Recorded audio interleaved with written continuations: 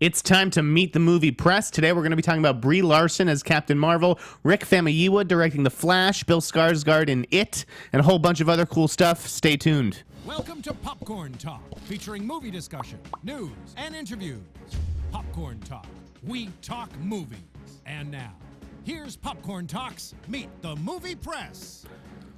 Good morning, old chap. Hello there, how are you? I am wonderful. I am Jeff Sneider, host of Meet the Movie Press, and with me, as always, is my friend Simon Thompson. I've been moved up a peg. I've From gone co-host from to friend? co-host to friend. Look at that. I didn't realise we were going steady. That's wonderful. I'll give you a ring later after the show. I'm genuinely honoured. Thank you.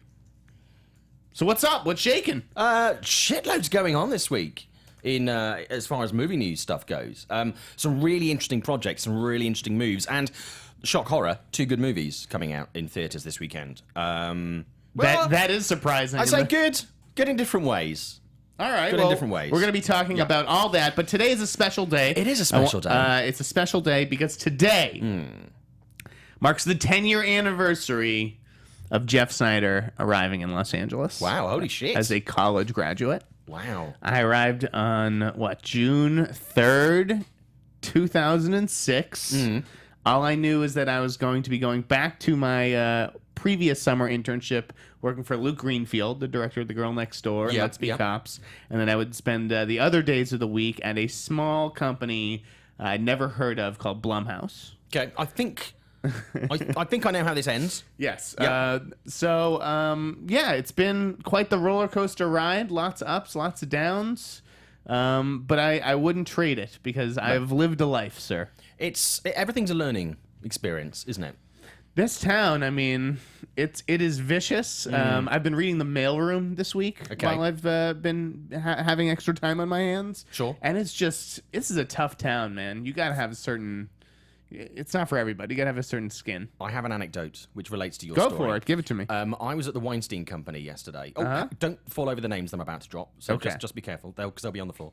So I was at the Weinstein Company, and I turn up to do an interview. And the guy behind the front desk is like, "Hi," took my name, checked me in.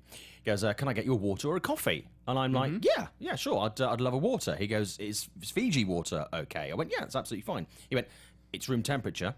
Right. And I was like, "I could get you fired for giving me room temperature water." He went, "What is this?" "Oh man, I'm really sorry." I went, I'm just fucking with you. I won't do that." And it made me realise how cutthroat Hollywood is. There are people who would get him fired for giving him room temperature fucking water. Yeah, I get it. I get it. But you know what? I don't think I was cut out to be an accountant or have a so-called normal job. Anywhere else. So here's to Los Angeles. Yeah. Meanwhile, let's start the show. Yeah. Talking about Brie Larson being cast as Captain Marvel. Yeah, big story this week. Seems like that's gonna happen. You know, not a done deal yet, but all but done. Now it's funny. Our pal El Mayimbe has known about this for a while. Okay. In fact, I asked my sources about it at the end of April, on April 26th, to be sure. Yeah, like I think it's great casting. Let's for leaving the scoop and all that stuff aside. And who was it that actually broke it? It was Justin Kroll at Variety. I think it was, yeah. Great scoop from our pal over there. But I think it's pretty damn good. You? I think it's great. I mean, she's an actress who obviously has come to prominence because of Room last year. Right. You know, that really pushed her. But she's done some amazing performances in films. A lot of people have Short Term 12. Yeah, Short Term 12 immediately springs to mind. A lot of people have been shouting her corner for quite a while. And it's good to see her do this kind of gradated rise where it's gone from really good art house to really good art house almost mainstream, which then gets recognized by the Oscars, to then go and do something like this with studio. It feels like as far as a gradient on a curve of success, it feels like it's the right level of rise for her. And I think she'd be great in the role. It's like, you look at both sides of it, and for Marvel, it's a coup because it's another Oscar winner to their staple, and they've been lining up a ton of impressive actors. Yeah. So that they have the hot actress of the moment, the reigning Oscar champ, so to speak. So for them, it's a huge win. For her, part of it for me, there's a fear of like doing too, like not selling out, but like jumping too quickly into and doing all the blockbusters and stuff because she's doing King Kong as well. That said, I think that this is more than a blockbuster, more than just another comic book tentpole, because it is Marvel's first female-led superhero movie. There is something special about it, and so I don't blame her for jumping at the chance. No, absolutely, and I think your point about Kong is absolutely valid, but I think the space between the projects is going to be big enough, so it doesn't seem like it's blockbuster, squeeze in an indie, blockbuster, and I think the space is going to be big enough, so it's not like, oh shit, it's another Brie Larson movie. I think her choice in doing this, and where she's paced it is a really good call. So whether that's her personal choice or whether that's her management team around her, I don't know. Yeah, you can't pass this up. Exactly. Yeah. And she will no doubt have been offered a lot of projects, along the way. And I don't doubt that many of them would have been related to major franchises, that kind of thing. Right. So I think for her to hold off and wait for, I'm not going to jump on the franchise bus and do it, a couple of months down the line, I think is a really good call by her. And I mean, what's interesting, she's really placing her faith in Marvel here because there's no director yet. Yeah. So it's not like it's the filmmaker that's drawing her to the project. Now the names that have been rumored are Nikki Caro and Jennifer Kent. Yes. And if you had to put a guess on who do you think it will be, who do you think it'll be? I'm leaning slightly towards Nikki. Yeah, I think. Me too. I don't think Jennifer Kent wants to go from the Babadook to a gigantic movie like this. I just don't know if it's her natural inclination. Yeah. Seems like she wants to make her own kinds of movies, similar, to a female version of a Ben Wheatley or an Adam Wingard or something like that. That's fair. Nikki Caro just did McFarland for Disney, right? Which was terrific. I loved McFarland. She's also directed actresses to Oscar nominations, Whale Rider, right? Yep. So for me, she makes the most sense. Now, a while back, I floated over, I think it was a rumor on this show about the actress and the director having the same name. Okay. Now, at the time, and I think this was actually, I dropped this days or a week before I heard the Brie Larson rumor, I was alluding to Rebecca Ferguson and Rebecca Thomas. Yep. Rebecca Thomas, has done this little indie movie, but she's real hot within the studio system. I don't know if she just is good in a room or what, but she's doing The Little Mermaid with Chloe Moretz and technically attached to Looking for Alaska at Paramount, even though they don't seem to want to make that movie. Sure. So that is who I was alluding to all the people who were guessing. From what I've heard, Rebecca Ferguson passed on Captain Marvel. I don't know if that was ever a real offer or what, but I definitely heard that they were looking at her first, and then maybe Jessica Chastain, who was maybe deemed a little too old. Yeah, well, I mean, I don't think it would be an age thing. I would just see Rebecca Ferguson and Brie Larson, just imagining it in my mind's eye, would be more of a physical fit or a physical representation, I think, as a fair... Brie Larson would be. Yeah, Brie Larson. Because of the blonde, though. Yeah. But Jessica Chastain just doesn't... She's not someone I would... I mean, this can work, in two ways. She's not someone I would associate with a role like that. But she's a badass. She is a badass. I mean, either it's irrelevant now because it's Brie Larson, but that is who I was sort of talking about before, and I think Nikki Caro would be a great call. Yeah, and I think she's earned a shot, on something big like this. And it's also very much not the give a woman a job kind of thing, but I think it's going to be really good to have. We're seeing a lot of diversity in the Marvel directing lineup, which is going to take us to our next story as well. Yeah, but which is we're seeing a lot of black directors coming through, black talent coming through. We're seeing a lot of more female strong characters. We possibly will see our first female director.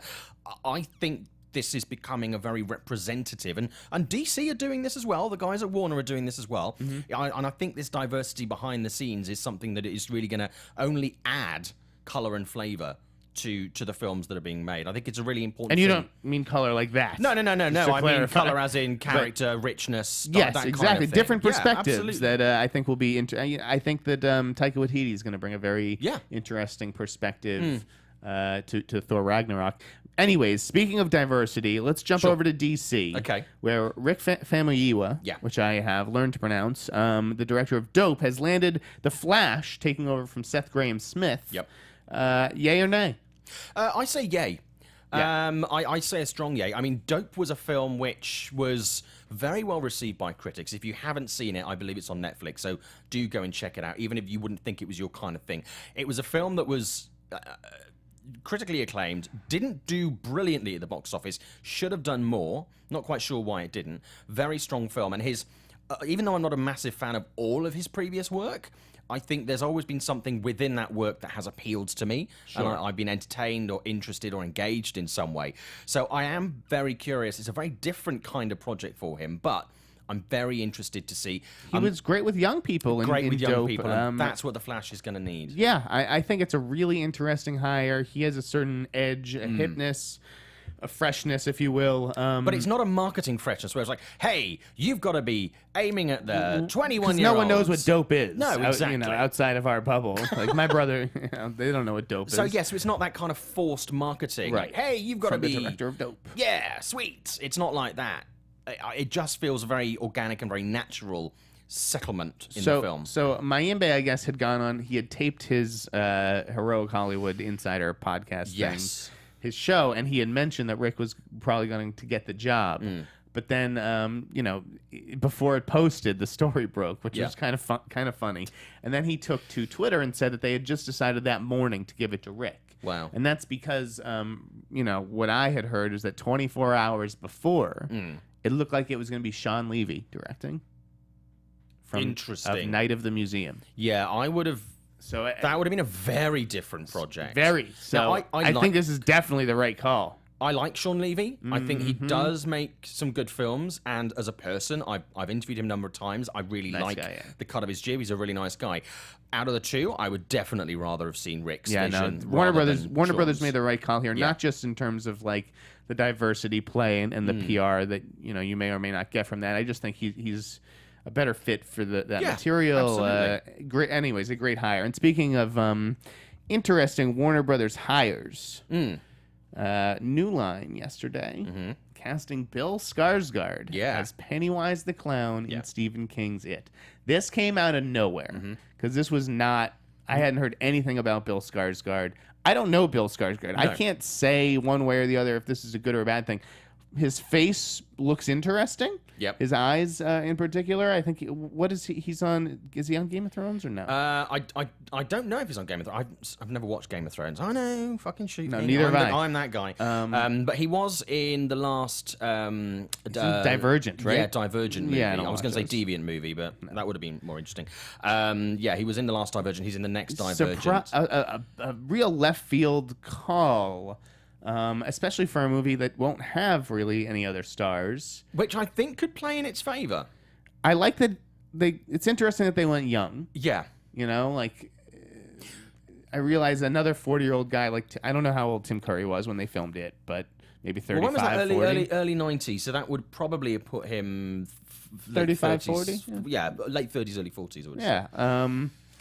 So to me, it's interesting that they went young, and I also like that they cast Jaden Lieberer from St. Vincent and Midnight Special in the Jonathan Brandis role. I think he's a really good young actor. Well, also one thing they're saying is obviously the film is going to be split into two, so I'm wondering if they're going to have a younger Pennywise and an older Pennywise. That would be super interesting.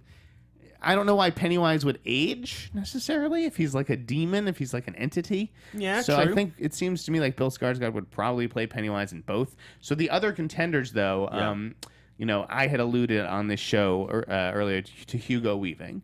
So I had heard... Would have been a great choice. Yeah, I think so, too. Variety also reported that Bern Gorman, along with Hugo Weaving, was in the mix. Another really interesting choice. His face is, super kind of creepy. He's got, a Mads Mikkelsen thing going on. Yeah. Bern Gorman. So he would have been cool, but I guess his TV schedule wouldn't allow it. Sure. He's got, BBC commitments and then... Game of Thrones and maybe Turn. I don't even know what else. But the other name, I don't even know if it was reported or not, but apparently it was Jimmy Simpson. You know who that is? No. From House of Cards. Okay, you watch House of Cards? I've watched a couple of bits. Oh, okay. No, I've not. He's on House of Cards and It's Always Sunny in Philadelphia. Oh, okay, cool. So I'd heard that we'd heard that he was up for that as well. Anyways, Bill Skarsgård as Pennywise, ending the wild speculation. I would have liked to have seen Will Poulter. Yeah, I think he could have been pretty interesting, Yeah. but I realized that Andy Muschietti came in, wanted to make his own choice after Fukunaga left, and so Bill Skarsgård it is. Let's keep going, and we'll take calls in 5 or 10 minutes. Okay, cool. But also, Paul Thomas Anderson, another variety scoop, Yeah. maybe the biggest scoop of yesterday in a day full of big scoops. Paul Thomas Anderson reuniting with Daniel Day-Lewis for an untitled movie set in the fashion world of New York City in the 1950s, produced and financed by Megan Ellis and Anna Perner. Pretty cool. Yeah, I mean, I like Paul Thomas Anderson's work. Not all of it. Yeah, lately it hasn't really worked for me. No.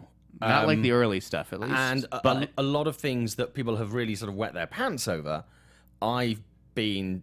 Like The Master and Inherent Vice? I did not like The Master at all. Mm-hmm. Did not like that. I tried to... I respected The Master more than I liked it. It's a great piece of filmmaking. Did I enjoy it? I did not enjoy Inherent Vice I hated. Yeah. That It was to me, it was unwatchable. You see, I heard it was unwatchable, and I was like, okay, that sounds like a fucking challenge. So I tried to watch it on a plane. No. I just did not like that. And Daniel Day-Lewis, I think, is great. And the film they did There Will Be Blood. previously, That's the thing. That's a masterpiece to me. it's a masterpiece, but again, not a film that really, I walked away appreciating the film. I didn't really enjoy the film. I didn't get anything from it. Although I respect it, it's a brilliant piece of cinema, but you can't like everything, right? I mean, listen, a new Daniel Day-Lewis movie is great news. He hasn't been in a movie since Lincoln. No. He's not like attached to those to like movies. He's not one of those guys. So if he signs on to a movie, he does it and it gets made. Yeah. I have no idea what he's going to play. Like, is he going to be a fashion designer? Don't know. Something like that. The world of fashion in the 50s honestly does not turn me on. Mm-hmm. However, if you had said, a group of characters in the San Fernando Valley in Magnolia or whatever, or the porn world, I might have said the same thing. So through Paul Thomas Anderson's eyes, it sounds like it could be pretty interesting. Magnolia could have been a massive fucking mess.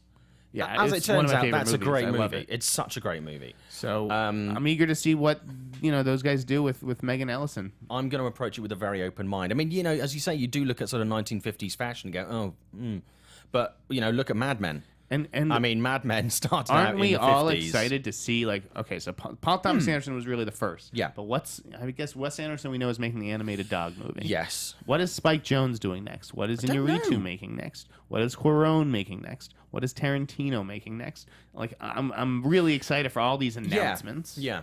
There was something I heard that I can't remember what it was, so it's not massively helpful, but that Cuarón was attached to.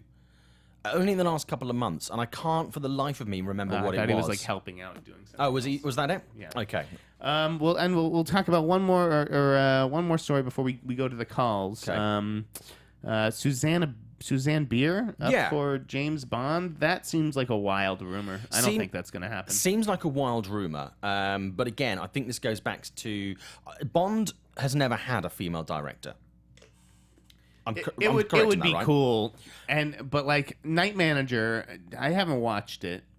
I haven't watched it, but I heard great things. I tried to watch it, and I actually couldn't get into it, but that's John le Carré, not her. I'm just wondering how much of this comes from the association with Hiddleston, who was obviously in that. Right. Because obviously she gets great performances out of someone who's a great actor. Jumping to conclusions. It's the British press. I don't think... What are you saying about the British press? Fair point. Just want to be clear what you're saying. I think... A female director would be really interesting for Bond. I don't know if now is the time.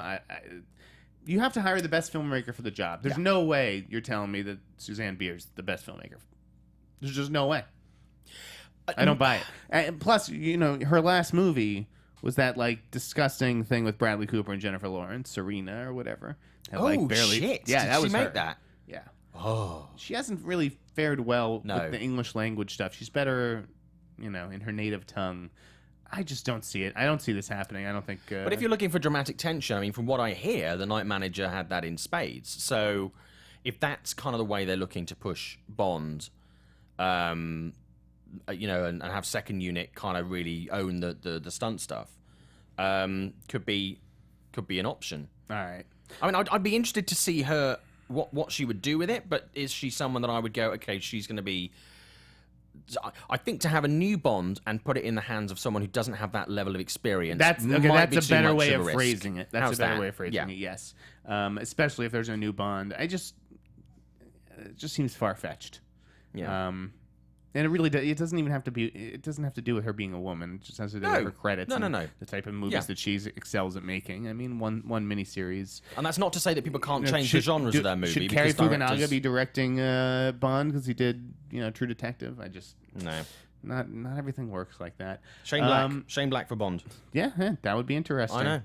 All right, let's take some calls. Let's open up the phone lines. I'm tweeting out the number right now. Call in with all your questions. We will field them. Engineer, we will look for the Skype symbol up there. In the meantime, as we wait for people to dial, let's talk about Rogue One. Yeah. Rumors that there's I feel like my voice squeaked there. Rumors that Rogue One is reshooting 40% of the movie. Yeah. What say you? Because I have a hot take. Okay. I mean, reshoots are no real.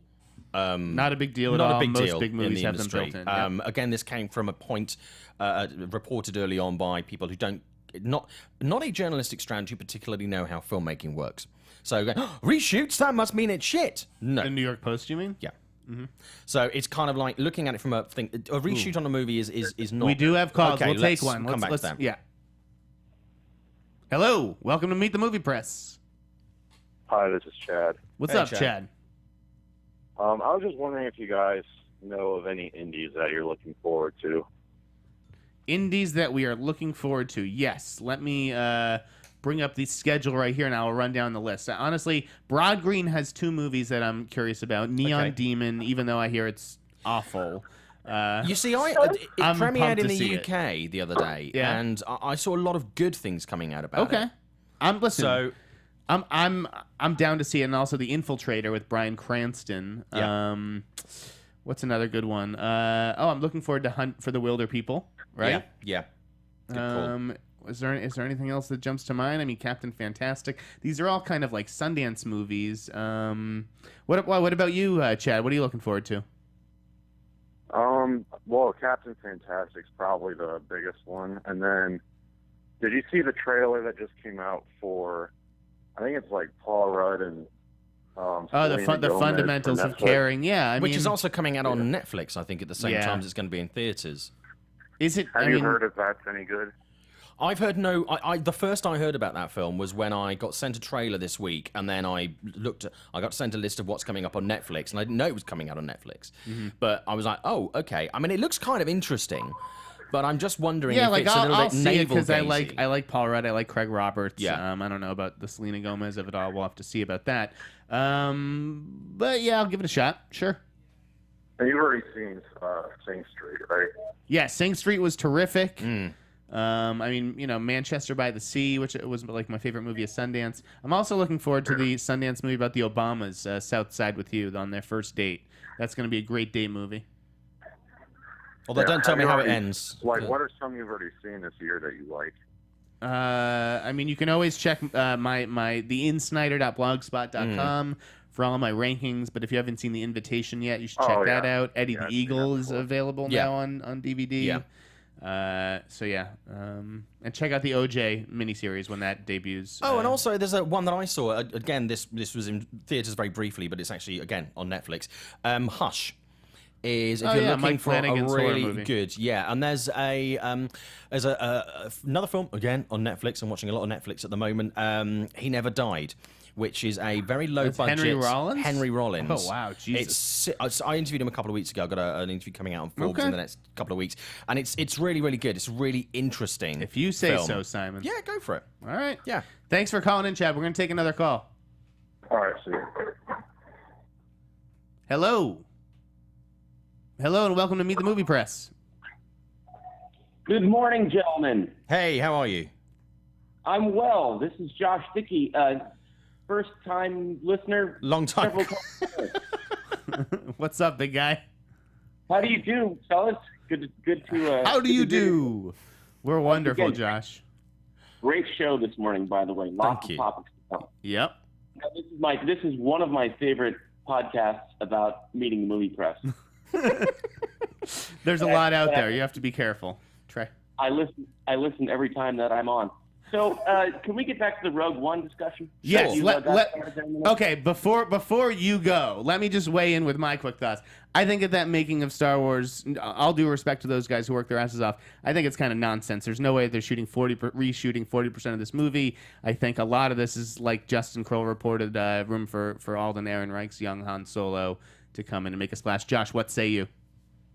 I was initially kind of blew my stack at this New York Post report because it did seem sort of deadly naive to me, and of course everybody ran with it. Yeah. And I didn't pick it up because I think it's nonsense. But there might be problems with the movie. Like there might actually be some problems with the tone. Maybe they wanted to lighten it up a little bit.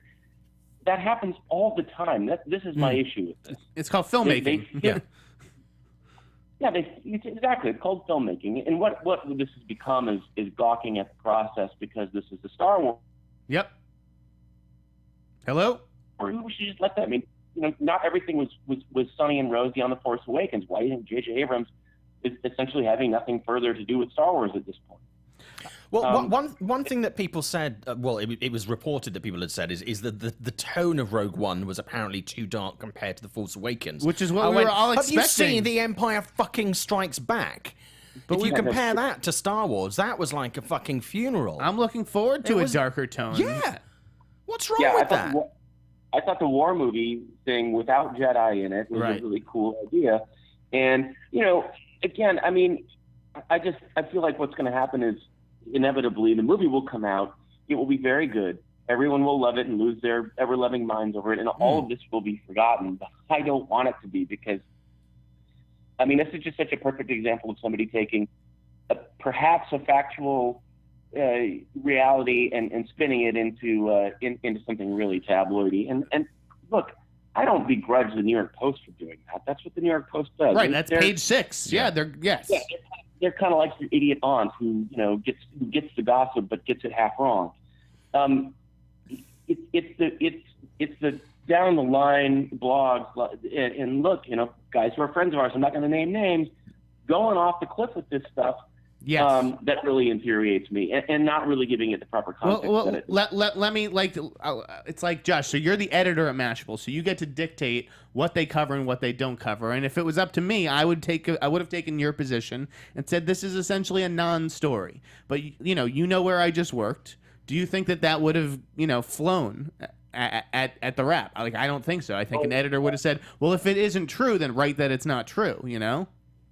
Right, which I was tempted in some ways to do if I had any sort of intel on this that I could have added, but to just to take a swing at it to say this is bullshit. Listen, I tried to see if I could find something new or find a new insight to give it, but really, to just swat down something completely for the sake of swatting it down isn't really my style. I agree. I swat things down when I feel like I have a way of proving that it's not true, and I've done that before. This is just part of the process, and I really do not believe the reports that 40% of the film is being reshot. There's no way it was that much of a miscalculation. Well, I mean, there were rumors as well that Chris McQuarrie... Those rumors have been around a long time. Apparently he's taken to Twitter. This is from Bruce Lee in the chat. Apparently he's taken to Twitter to say that he's not involved in the Rogue One reshoots. So he's not involved in the reshoots. Maybe he wrote the last draft of the script before they started production. But the Star Wars galaxy is an evolving galaxy. It's a living, breathing, organic, film franchise again.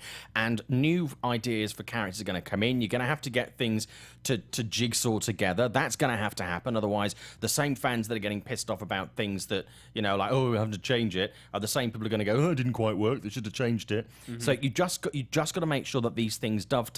They've just got a new Han Solo. I have no doubt, we discussed this weeks ago, that they're going to try and get different stories out of these things. So they have to open up little gaps. You have to do that with things like this. And a really good example I used the other day for someone was the fact that, films often, even at a very late stage, get new cast involved. Despicable Me a couple of years ago. Al Pacino did the voice for the villain. Laid it, locked it, absolutely fine. Last minute they were like, no, actually we're not going to do that. We're going to go with Benjamin Bratt. That's a voice role, though. That's a little but bit revoiced it. But large-scale changes are not uncommon in films. New endings are shot, new scenes are shot, additional footage, stuff that was taken out, go back in. It's just, that's part of the filmmaking process. Things change. Directors change in the middle of projects. I think we got to be careful with the word reshoots, because that's the word that we sort of use as a blanket term, but really, probably what they're doing is a lot of It's additional photography. Yeah. Yeah, they probably tested Alden, and they were like, holy cow, he's amazing. Let's get him in the movie. And lots of other things that they just wanted to add. I mean, honestly, fellas, when you read a first draft of a story, how often does your editor say, great, put that up? They want stuff added. They want stuff taken out. They want you to do additional returns. Yeah, and clearly, I don't know who's been talking to the Post, because since they broke the Alden thing too, it's been very curious that those two stories would come back to back from the Post. But I have my suspicions that is a secondary source, not a primary source. In other words, there is another journalist who is close to the process, or someone who can't report it, who is relaying it to them, and they're just going with it. Yeah. It's certainly interesting, but I don't think that fans have much to worry about. I do not think that the movie is in bad shape. I'm confident that it'll be my favorite Star Wars movie, actually. But I get the time. I get that they want to take the time to get it right, since you can't launch this whole story idea, the Star Wars saga stories or whatever, with a dud, because then people won't trust the rest of them. But also, I mean, I think, it was very important. Disney were very keen to make sure that Alice Through the Looking Glass was a strong opener. That didn't happen. So I think at this point, obviously with Rogue One opening in only a couple of months' time, they just want to make sure that what they're putting out for the rest of the year is strong on the nose, and it's going to make them a shitload of money. It's going to make the money. It will make the money anyway. I mean, of course it's going to make, I can see it making $1 billion anyway, but there's no point, there's no harm in doubling down. Well, Josh, thank you for calling. Was there anything else you want to add? No, just want to say I could not disagree less. Thanks, fellas. Awesome. Thank you. Not disagree less. I'm like figuring Is that out a compliment? Like, wait, what? Do we have any more calls or no? Nobody's on the line. Nobody's waiting. Okay. People probably got stuck behind Josh on that one. Can I just say, I'm trying to look at the chat, but the chat is playing up a little bit today. Ooh. So it keeps sort of resetting it. So, we've got another caller. Go for it. Hello. Hey. Hello. Who's this? Hello. Hey, it's Mike from New York. How are you guys? I'm good. How are you? Good. Thank you so much again for, answering the questions last week. I'm always glad to talk to you guys. I'm just curious, because I posted it in the chat. I don't know if you guys talked about it because my computer went all wacky. What is the exact level of power control that Jeff Johns, that John Berg have on these DC films? And also, does Ben Affleck was given executive producer credit on the upcoming Justice League movie, but as far as my understanding, executive producer can just mean absolutely nothing. It basically is, a glorified title. It's you throw some money and you put your name behind it. It looks nice for all of us, but it's not really I control. I don't think any of these moves mean anything. No. I mean, do Jeff Johns and John Berg have complete autonomy of DC films? No. It's this. They're making decisions with Greg Silverman, with Kevin Tsujara. It's the same people who are making the decisions before. They just have new titles on their business cards. Oh, okay. Because people are getting really excited as if this is going to bring change to the slate. No, it's a reassuring announcement. For most people to see Ben Affleck executive producer. He's putting his stamp on it beyond just I'm a hired gun. I don't think that. But in terms of Jeff Johns and John Berg, I understand they have to answer to people above them, and they don't have complete autonomy. But their presence, why should it bring encouragement because if they really don't have what it seems like is a good amount of. I don't know why people are reassured by that. Okay. You'd have to ask them. I'm not personally reassured. I mean. Well, it's been interesting that is the narrative that has been created, both within fans and the media itself. There's definitely been coverage trying to show this is something to be happy about. Because the media has to say something. I mean, listen, I'll be. It's I can't get into it, but I just don't think that there's much to the story. I think Zack Sneider. I mean, whether it's all, I don't know. It varies project to project how hands-on people are. I mean, I know that there's a friend of mine who's a screenwriter, and he knows, I won't name the director, but there's a very well-known director in Hollywood who will get a credit if he will get involved in your project, but you have to pay, let's say, $1 million for him to even like receive your script to look at. Mm-hmm. He will look at your script. If you want more, you charge X and Y, blah, blah, blah. And as part of that deal, he gets an exec producer credit on a film. Right. Oh, now, yeah. the amount of involvement he's actually had is minimal, and that's not doing this person down. Yes. But it is a case of the physical hands-on on that project is, it could have been the guy in the copy room who had more contact with that film. I'll ask executive producers about casting news, and they're like, I don't know, I'm just an executive producer. So sometimes it's a steadying hand to get things like studios, investors, projects rolling and get them moving. So it can vary massively. Guys, Affleck had say in Batman vs. Superman. Yeah. Like, when you're a star at that level, they don't just, like, make the movie in a vacuum and then, like, hand you your lines before the camera starts rolling. Like, you're involved in intimate creative decisions, which Ben Affleck, why do you think he was so dejected after the movie opened? It was because he had a hand in fucking shaping it. Yeah. Meanwhile, it's like, there are larger things beyond the names that are being credited, okay? Todd Feldman... And let's talk about this week, and stay on the line with us. Todd Feldman represents Zack Snyder and David Ayer, and this week David Ayer left Todd Feldman at CA to go to Dan Aloni at WME, and then within 24 hours returned to Todd Feldman, because nobody leaves Todd Feldman. It's like nobody leaves Todd Feldman. Nobody's really. Todd Feldman is also involved in the DC universe. He's not a name that you'll ever hear, but he is the agent for Zack Snyder and David Ayer, and believe me, he is involved in high-level conversations as well. Yeah. All right. I understand what you guys are saying. I just think it's interesting that a story that has been so thoroughly played up as being something to be relieved about from both, from a fan perspective, and I can't help but also think that they partially did it to help the plunging stock price. I don't know. I don't know that these moves get made for stock reasons. And again, it was the blogs that played it up. I don't know if a trade did a follow-up story like the next day after the DC shakeup, so to speak. I don't know. This was Twitter noise. You're in like an echo chamber. So many possibilities, but it's a good question. So thank you for calling as always, and enjoy the rest of the weekend. You won't have been the only person thinking about that. So yeah, it's a good call. Next call. Hello, welcome to Meet the Movie Press. Hi guys. Hey, who's this? Hey. Well, Simon, this might be the third time to hear for Jeff. I don't know, you don't remember me, but I was the one who sent the Doctor Strange question. Oh, right, yes. Composer. Yeah. Yeah. Okay, it's Jonathan, just in case you forgot. Okay. So what's up, Jonathan? Well, I just wanted to say this to get this out of the way. Okay. I hadn't seen X-Men Apocalypse to say this question. Which director might step in and maybe took over the X-Men franchise?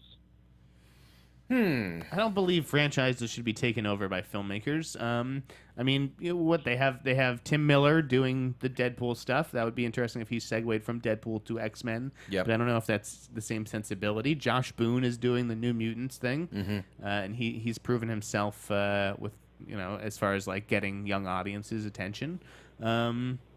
I don't know. Is there someone who jumps out who you'd love to see take it over? I don't really give a shit anymore. I mean, I would certainly from a personal point of view, I would like to see perhaps some more classic directors come in. Well, I got one. Actually. Okay, cool. Go for it. You go first. Well, choice, but maybe a very good choice. It depends which movie it might be. Paul Greengrass. Okay. No. Really? Paul Greengrass is not going to direct a fucking X-Men movie, number one.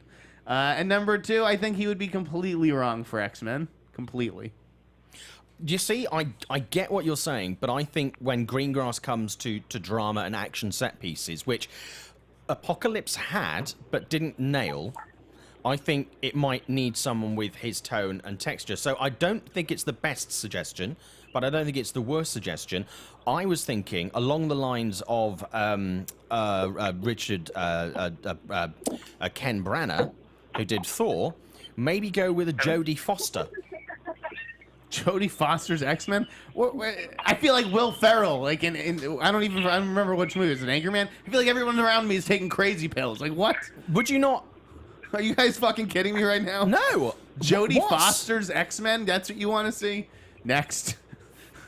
No. Well, I think you're on the fence there's on that another- one, Jeff. Well, there's another director I had in mind. Okay. Who else? Let's say one more. Okay, one more director I suggest. Danny Boyle.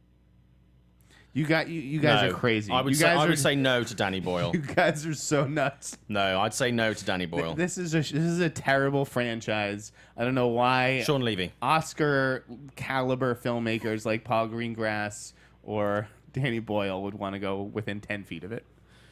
They wouldn't even they wouldn't even produce those movies. Come on.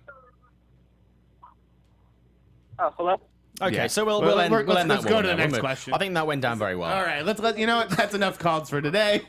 Thank you though. Thank you for calling, Jonathan. Okay, so we're talking about... Yeah, just want to make you feel better, that's all. Thank you. Enjoy the weekend, my man. Okay, so... Do we have one more call? Should we take one last one? No. No. All right. I guess it's too late. Okay. This is the last call, though. Welcome to Meet the Movie Press. Don't worry about it. No, it's fine. No more calls. Go ahead, Simon. So we're talking about remakes and franchises. Logan's Run this week. Some updates on that. They got a writer, Ryan They got a Condal, writer, right? yeah. And Joel Silver apparently has come on as producer. I think he always was. Yeah, was he always attached to it? I think so. Okay. That did get me quite excited. Now, apparently what they're going to do, I love the original Logan's Run. I recently bought it on Blu-ray. I've never seen it. I should watch it You've this never week. seen it? Okay, well, I'll bring it in for you. I would say next week, but you're not here next week. Yeah, when you get back. Obviously last week as well, a lot of people got very, very concerned that you weren't coming back when you said you were going away for a couple of weeks. Okay, I'm just going on a family vacation to Anguilla, everybody. I'll He come will back be back. Don't tan worry. and peaceful. Yeah. So Logan's Run. So Joel Silver. Logan's Run is a favorite film of mine growing up. One of my favorite sci-fis. What apparently they're looking to do is for Warner to create this to effectively be their Hunger Games style franchise. In the film, deaths predicted around 30. Now they're going to move 21. that down to 21. So I think we're going to see this. I think it could. I think it'll be one of two things. It could either go horribly wrong, or I think it's going to work really, really nicely. Mm-hmm. I think casting and director are going to be a really key part of this. I think that will make or break this project. Of course. Because I think there's an idea. Gosling's out. Got a lot of room. Gosling's out, Yeah. huh? Yeah. That sucks. That's a blow. So it's a project I'm very, very interested in. It's like you had this hot leading guy who's a great actor and then couldn't get your shit together as far as development, and now he's gone and you have to reconceive it. I don't know. When you have a guy like that's interest, you got to strike. Yeah. So So who else is out there then in that pool that you think might be... of 21-year-old actors, Yeah. I mean, I'd have to give it some thought. Yeah. To be put on. I mean, he's too old for it, but potentially could we see Zac Efron? Yeah, I mean, Because could. we've discussed before that he's kind of, he can do dramatic stuff, which he doesn't get the most credit for. But, physically, I think he'd be very good in this kind of action role. You know who else is young and in an upcoming Warner Brothers movie? Who's that? Harry Styles. Anyway, so yeah. Maybe he's the you new just Logan. really put me Harry off. Styles, the new Logan's Run, people. Run with it. I read that in the New York Post. But speaking of leading men, Jake Gyllenhaal Yes. signing on to The Division, Yeah. which is his first video game movie, right? Since Prince of Persia. Prince of Persia. And it's his first sort of major high-profile one because he's done a lot of films. He's done Life, I feel like, is going to be a big movie, though, that sci-fi movie that he's doing. I think so, but I mean, really, he hasn't done a big movie. He's done Nightcrawler, which is a great movie. No, Obviously, smaller Passengers films. was a great movie, but Demolition. we're not looking at sort of tentpole kind of thing. So this is big for him, and for Ubisoft as well. They want to get it right because that is their number one game. So if they are looking to push that as a franchise, it's a Tom Clancy game. Tom Clancy's The Division, I think, is the title. Right. Yeah. And he's producing Jake.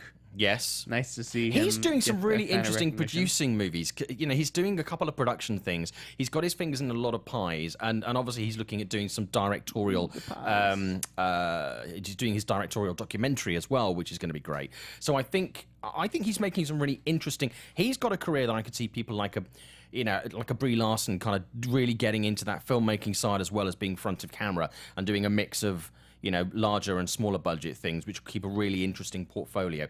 I'm a big fan of Jake's work and a big fan of him personally. Me so too. I think I'm really looking forward to this. We love Jake Gyllenhaal on this show. We will do. always love Jake Gyllenhaal on the show. Jake, anytime you want to come on, buddy. I'll have a little chat with my friends at Bold Films. Let's I haven't mentioned them this week. So. let's I want to make sure because I don't want to miss it. Popstar and Teenage Mutant Ninja Turtles. Yeah. What did you think? I haven't seen these movies yet. I'm probably going to see them both this week. Let's do TMNT Out of the Shadows. Yeah. Okay, I did not like the first one. I watched it for research purposes. It's a guilty pleasure for me. I actually didn't hate it. No, I mean it's not the worst very film. good. It's fine. I watched it This for research. one's better? Yeah, it is better. This one, I think, is, as I referred to it with someone the other day, it's the turtle package. Because if you know turtles that I knew... Which I did. I grew up on the Turtles. Yeah, so you've got Krang, you've got, obviously, Shredder's back, you've got Bebop, Bebop and and Rocksteady, you've got Casey Jones, you've got April. It's everything. It is everything. It is the turtle package. So... I'm excited. Yeah, do you know what? I wasn't expecting to like it, but I was in a press screening with with adults and kids, and this is not Citizen Kane. If you're going to approach this and go, "Is this marvelous cinema?" No, it's not. It's fucking turtles fighting. It's just fun. I was smiling. I enjoyed the action set pieces. I mean, is Shredder brilliant? No, not again. And, there are flaws in it, and it's not great. It's not the best script. It's not the best direction. But is it fun? Fuck yeah, it's fun. If you go and spend money to go and see it in the theater because you're interested to see it, yeah, you'll come out. You'll have had a good time. Do you have a favorite turtle? No, how can I pick a favorite turtle? I always had a favorite. It's like picking a favorite child. I feel like they're focusing on the wrong one. They always focus on the wrong ones. Donatello is the best turtle by far. Yeah? Yeah. I mean, Megan Fox is the same in this one. There are certain scenes in this that clearly play to the dads. There's a brilliant scene in Grand Central Station in New York, which, it's funny, all the dads who were talking to their kids suddenly stopped talking to their kids and were like, ugh. So, there's kind of that. It's good fun. I mean, Casey, all the characters are not perfectly done, but it doesn't matter. All right, but you'd recommend it for the kids. Yeah, I mean, kids and also adults if you just want to go and have fun. TMNT, yeah, all right. If you want to see a Turtles movie, this is the Turtle movies that I think you want to see.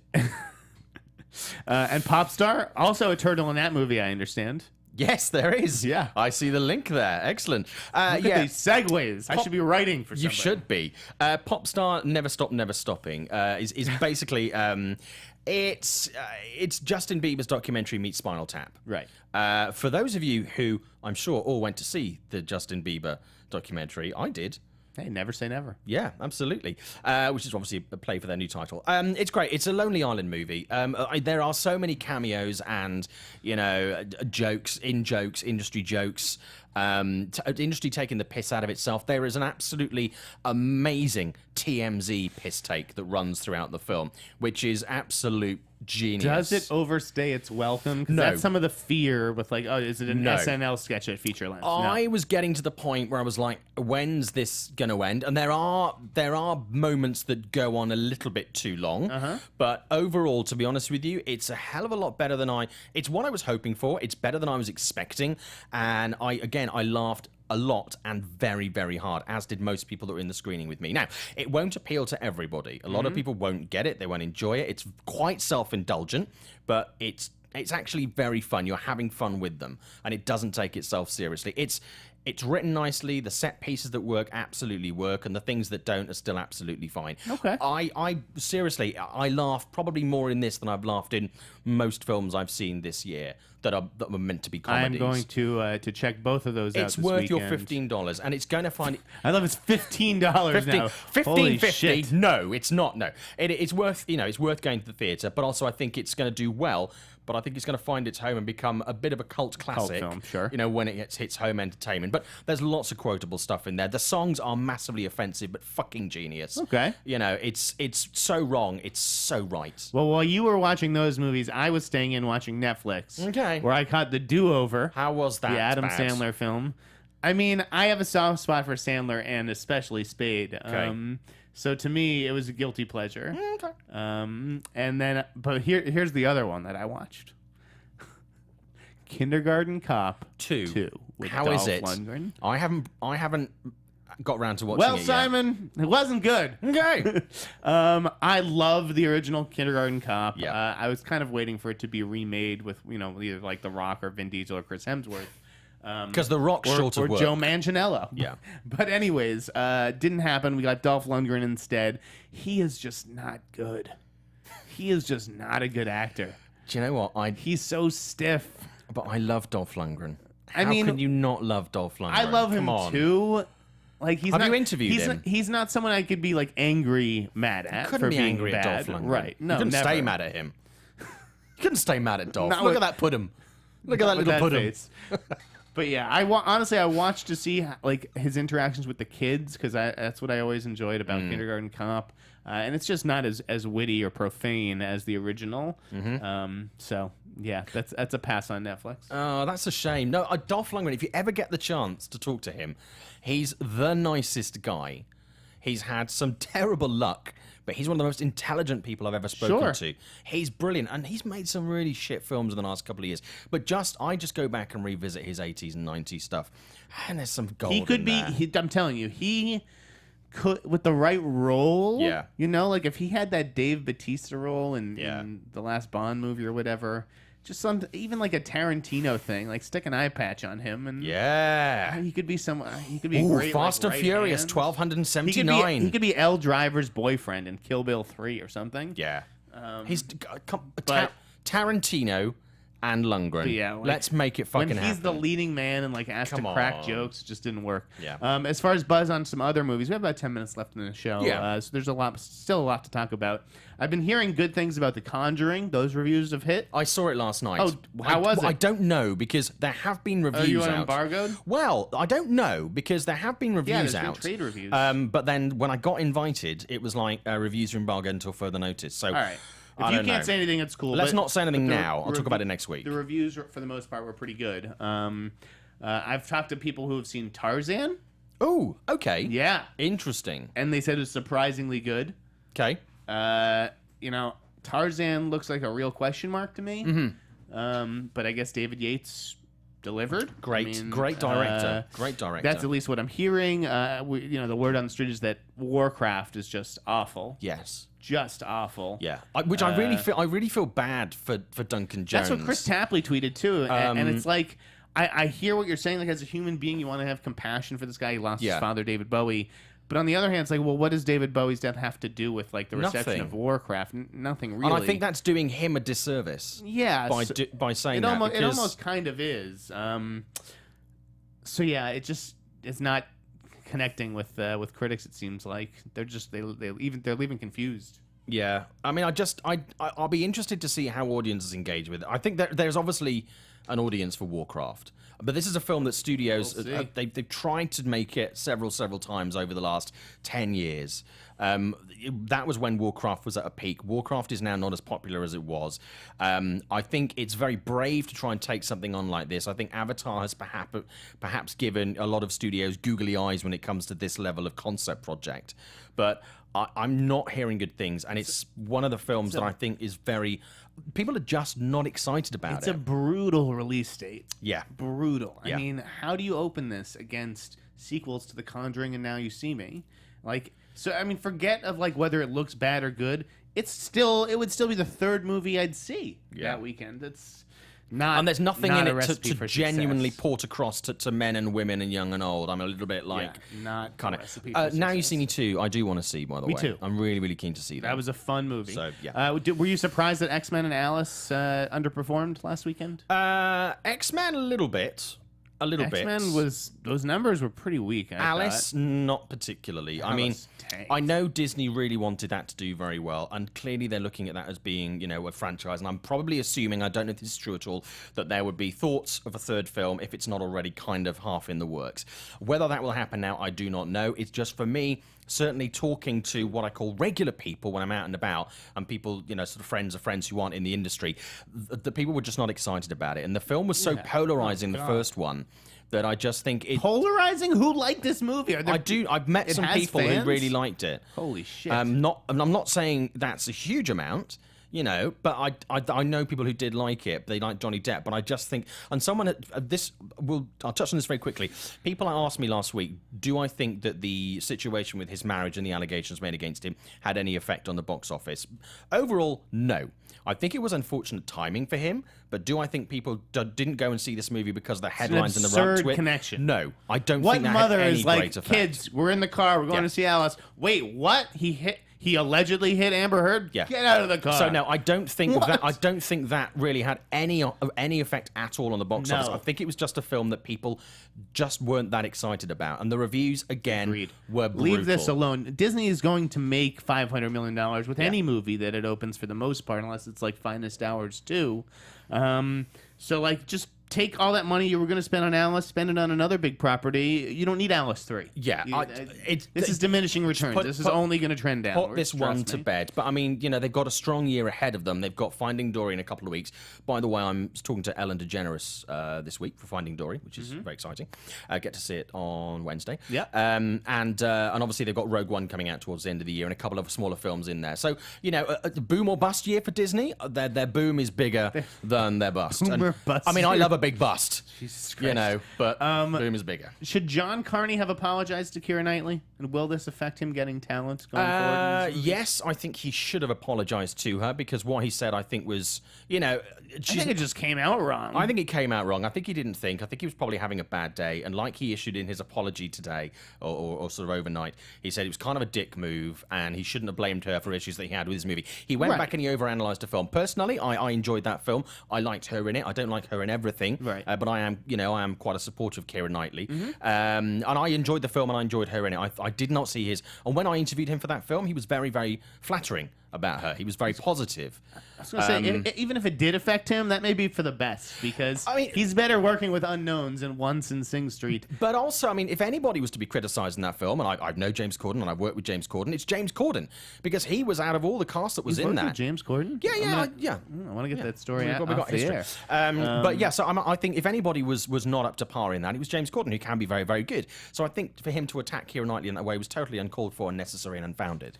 The apology in which he misspelled her name, which was kind of funny, was the right thing to do. Yeah, I agree. Totally. I don't think that this should affect him because I think he's a really talented filmmaker. Absolutely. And Sing Street's a great film. And he's entitled to have opinions about his actors. Yeah. It's just like, it's hard, you can't express that stuff in the industry, unfortunately. Yeah. I think you should be able to be honest, but it has to be in a constructive kind of way. And do you know what? Some actors are dicks, and some actresses are dicks, right. And some directors are dicks. Unfortunately, that's just the way it is. Yeah. You know, not everybody's going to be nice, but do you want to make it public? Probably best not. We're going to run through some quick headlines. The Rock is now set to play Doc Savage for Shane Black. I have no, Doc Savage beats me. That's something like my grandfather grew up reading or whatever. Brian Singer says there may be a potential Mystique movie. Yes, potentially standalone, but without Jennifer Lawrence. I'm kind of done with that character, but I would be interested to see it reinvented. But right now, it's a I'm good not excited. title though, like Mystique. You want to see Mystique? Sounds like a strip club in Nevada. Sure, but yeah, I don't think Jennifer Lawrence would come back and do that. I don't really have any interest in exploring any spin-offs right now from the X-Men universe. TJ Miller joining Ready Player One. Love that. Love TJ Miller. Love TJ Miller. You watch Silicon Valley? I do. I love it. It's a blast. Yeah. That'll be a lot of fun. Megatron's getting a new look. I love it. It was like I'm sure he'll look fabulous. Revealing the villain for Transformers 5 is the same villain as the other 4 or 5 I did movies, think it was going to be basically. someone different. They're like, hey, it's Megatron. I was like, it's like saying it's fucking Christmas every year. What the fuck? I'm sure his makeover will look lovely. I'm sure they'll get the guys from Queer Eye for the Straight Guy to do that one.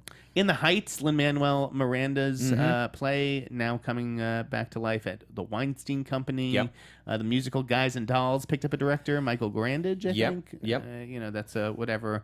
Although I've been thinking about maybe watching the original. I've never seen Guys and Dolls. You never seen Guys and Dolls? No. It's great. I'm a big fan of musicals. Okay. I do See, like I'm not, musicals. so- It's a good one to start with. Brando and Sinatra, It's a good one, yeah. Amy Schumer joining Who Invited Her, which is a premise for a bachelor comedy that I've always appreciated. Where a girl basically crashes this guy's weekend, this bachelor party. Yeah. I think that could be really funny and perfect casting. Stefano Solima directing Sicario 2, most likely. Yeah, He's Sicario. behind the Gamora TV show, series, right? yeah. Not the movie, which confused some people. There were also trade reports that Jeremy Saulnier, who Yes. did Green Room and Blue Ruin that he was up for the job, but scheduling means he's out. Yeah, scheduling. That would have been that's a bummer because I think that would have been pretty interesting. Although if I'm Jeremy, I stick with original movies. I don't pick up somebody else's sequel. No word on if Blunt is coming back, but we believe I heard it's Brolin. no. Okay, I heard, the word is that there is no Emily Blunt. Okay, it's going to focus on Benicio and Brolin. Cool. I'm okay because I love Josh Brolin. I think Heroic Hollywood last Friday said that Miles Morales is going to be the focus of the animated Spider-Man movie. Cool. Which I think is I like that. Well, we know from documents that we've seen that there was the possibility that the role that's now gone to Tom Holland could have gone that way and could have been a non-white and that's what I had actor. heard back in the day. But So- I guess it makes sense that they're gonna do it with the animated version. We're gonna see Mr. Voorhees in the new Friday the 13th movie. New that's origin, kind of interesting. apparently, for him. Apparently his mother's going to be in it, but we're going to see some different origin stuff for him. So I still think he ends up drowning in a lake. if it ain't broke, don't fucking fix it. Doug Belgrad exits Sony. That's a big deal in Hollywood as far as the executive world goes. It'd be very interesting to see who comes in and replaces him because those are some big shoes to fill. It'll be interesting to see where he lands as well. I've heard really good things about Molly's Game. Okay. Aaron Sorkin's script. Yeah. That's going to star Jessica Chastain and Idris Awesome. Elba. I just thought I'd throw that out there. Okay, before we go, let's end it on this. The Monster Trucks trailer. Holy shit! That looks awful. Wow. Yeah. Unbelievable. Yeah. How much money do you think was spent on that? A lot. Yeah. A lot of money. It's like I never really wrap my head around the project or the premise or anything like that. Even the casting, he looks like he's mugging the whole time. It is not aimed at us. No, that's true. If I was a 7-year-old boy, I might think it's the coolest thing ever. Would it? But for me, and there's another trailer I saw recently for 9 Lives, which was advertised on TV. Yeah. With Kevin Spacey, But Christopher that's like Walken, a and 20, Jennifer Garner. That's not an expensive No, I know. movie. But both of those movies, I was like, is this real, or is this kind of like a Funny or Die spoof of a film that's coming out? Monster and I'm Trucks like, looked no. Unbelievably bad. Wow. We might be wrong. It might turn out to be great fun, and we will probably go and watch it. But off that trailer, I'm not on board with that right now. I wanted to plug a few things. Sure. I've been reading Owen Gleiberman's book, Movie Freak. Okay, cool. Fantastic. Good. He was the Excellent longtime writer. critic at Entertainment Weekly. Yeah. Now he's at Variety. Yeah. Just joined the trade, and it is just a fantastic book about a lot of the movies that we've seen. It's not one of those like classic film books where like you've seen every 5th movie, and it's just terrific. So if you're a fan of this show, I would definitely recommend picking it up. I thought there was a lot of good work at THR this week. Matt Bellany had a great story about Joel Silver throwing a temper tantrum about not being able to get 20 pieces of luggage on a private plane. That was great, and I actually really enjoyed Rebecca Ford's story on David Copperfield, who talked about consulting on Now You See Me Too. Okay. He was in Terror Train, one of I love that horror movie back in the day. He disowned it. So it had a good anecdote about that. A lot of good scoops from Justin Kroll of Variety this week. Congratulations to Chris Tapley at Variety. Just had a baby with his lovely wife April. I heard that. And farewell to Rick Kissel at Variety, who's been doing their ratings for like 19 years or something like that. That's a tricky job, and he was always a stand-up guy when I worked with Rick at Variety, so he will be missed. They lost a good man there. Happy birthday to the Bloodlist founder, Kaylee Marsh, my pal. Check out the Bloodlist every October, and congratulations to Bill Simmons and the gang at The Ringer. Have you been reading The Ringer this week? No, I saw that it had launched. Yeah, it launched this week. Awesome. Really impressive content over there. So be sure and check that out when you're not listening to Meet the Movie Press, or maybe while you are listening to it. And if you know someone that's not listening to Meet the Movie Press, slap them. Have like an intervention. Yeah, and just say you need to have this in your ears and your face. Yes. In the meantime, rate, comment, subscribe, all that good stuff. Can subscribe to the Popcorn Talk Network. Yep. Simon, where can the good people find you? You can find me at Showbiz Simon on Twitter and Instagram, and Facebook. This is Simon Thompson. All the social media platforms. I know. Look at me. I'm Jeff Sneider. You can find me at the InSneider, all my movie rankings at theinsneider.blogspot.com. Now, you're not here next week, but you will be back. I will be back eventually. I don't know if I'm going to miss one Friday or two. Simon will find an able-bodied co-host. So enjoy the next few weeks of summer, gang.